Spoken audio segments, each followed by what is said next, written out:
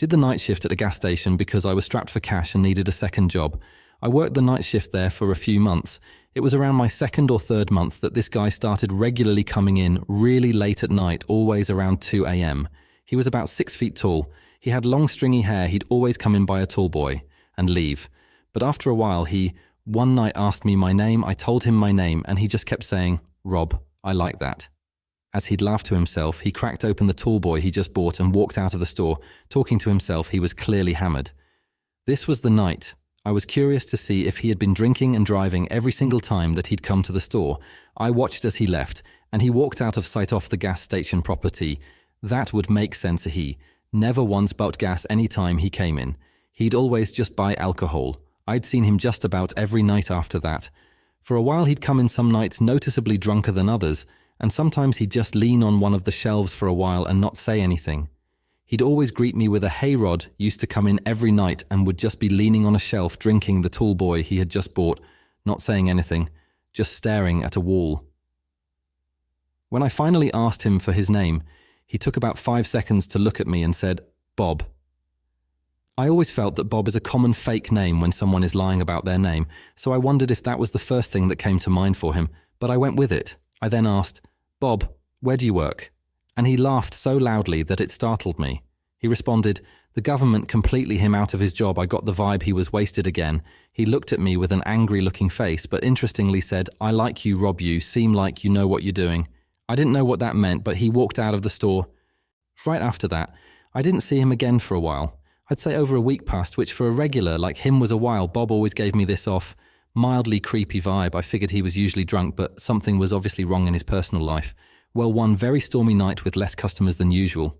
Likely because of the storm, I heard the ding of the front door as someone entered, and I swear before looking, I imagined it to be Bob.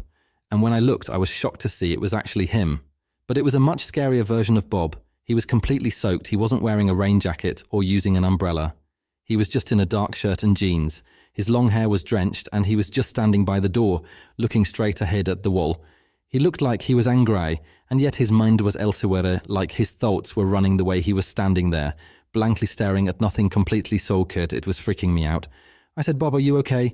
He didn't turn his head or move. He stood still and said, "I did something really bad." I asked, "What did you do?"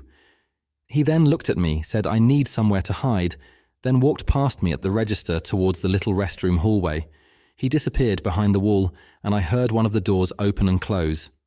I was genuinely getting uncomfortable with Bob now. I didn't enjoy his presence whenever he was in the store, and tonight something was extra off about him. He seemed like a zombie, and that I did something really bad. Comment was incredibly creepy. I was standing in a pitch-black gas station during a major storm with an insane drunk man.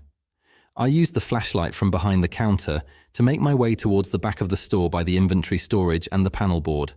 The door to the back was in the same small hallway as the restrooms. I walked past the 2 restroom doors, both of which were ajar, and Bob wasn't in either of them. After a while, I assumed that Bob had become wasted again, probably passed out or puking. Regardless, I didn't want to intervene.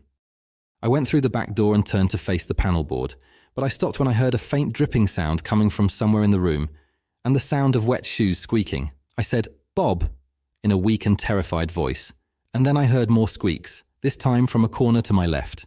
I pointed my flashlight there and saw Bob, his eyes wide open, and he lunged at me, screaming, "I'm going to kill you." I pushed him off of me while he was grabbing my back, but he didn't follow me. I grabbed my rain jacket and headed straight to my car, where I sat while I called 911. I stayed on the line with the operator, and before long, a couple police officers arrived and joined me inside. It wasn't until he was on something that I realized Bob was still hiding in the back room, huddled in a corner, like some kind of rabid creature.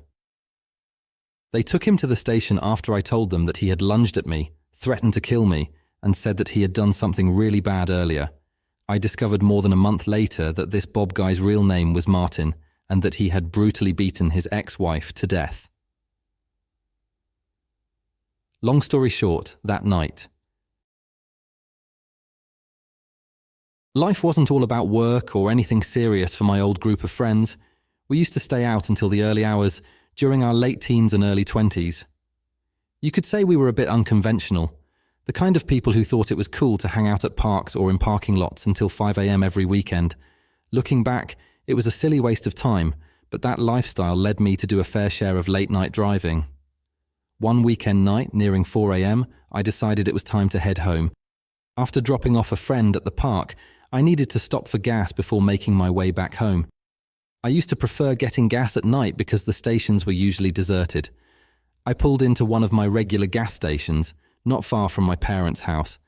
As I walked toward the building to pay, a short guy wearing a hood crossed my path. He abruptly stopped and stared me down. I casually asked, "What?" and kept walking. He said nothing, and I dismissed him as a typical character. Inside the building, I paid the attendant for my gas and impulsively bought a lottery ticket. Returning outside, I began filling up, appreciating the deserted atmosphere. Once done, I got back in the car and started my journey home. Midway through, I heard a noise behind me in the car. Glancing in the rearview mirror, I was shocked to find someone in the back seat, staring back at me. My scream must have echoed through the night as I slammed on the brakes and shouted for the intruder to get out. It turned out to be the same guy from the gas station. I flung open the doors and began yelling for help, confident that someone from the nearby houses would respond. True enough, porch lights flickered on and a few doors opened. The guy quickly exited my car, threatening, "I could have slit your throat." As concerned neighbors approached, he fled down the street. I decided not to pursue him, grateful for the assistance of those who had come to my aid. After expressing my gratitude, I resumed my journey home, ensuring I didn't spot him anywhere during the rest of the drive. That incident remains the most frightening experience of my life. This incident occurred in the Atlanta region in the mid-1960s, when I was 8 or 9 years old. My father was a teacher in an Atlanta suburb that was somewhat distant from our home, so I rode with him every day. However, we had to get up very early every morning and leave before the sun rose. We also stopped several mornings a week to fill up at a small independent gas station. We were frequently the first car there soon after it opened. Back then, everything was full service.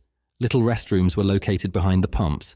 There was a booth where an attendant would come out and fill your tank, wash your windows, etc. He would always have a lot of cash in his wallet and a gadget on his belt from which he counted out coins. We would frequently stop at the station in the mornings because it was a fairly long drive. One morning, we arrived before dawn and discovered that the station was completely empty. There was no sign of anyone present in the booth or anywhere else in the station. My father blew the car horn once, then again a few more times, but there was no response. We talked about what might be the issue. My father first suggested that perhaps the attendant might be in the bathroom, but when he still did not appear, my father said that maybe the attendant had experienced car trouble and had not been able to make it to work on time. We continued to wait for several minutes. No other cars pulled in. I told my father I needed to use the bathroom and put my hand on the car door handle to get out, but he told me that we could not wait any longer and I could use the bathroom at the next station we came to, so we left still wondering what happened a day or two later. My father was reading the local newspaper when I heard a loud exclamation from him. He excitedly told my mother and I about a small article which stated that the body of a gas station attendant had been discovered with multiple stabs stuffed into the men's bathroom. Of the station, it was the station we always went to. The article said the motive appeared to be robbery, as all cash and coins were missing early in the morning. The total amount of money was probably not a lot. The article gave no hint as to what amount was taken, but either way that didn't stop the killer. I've often wondered how I would have been affected at that young age if I had insisted on going to the bathroom at that station and had opened the door to discover the body of the murdered attendant.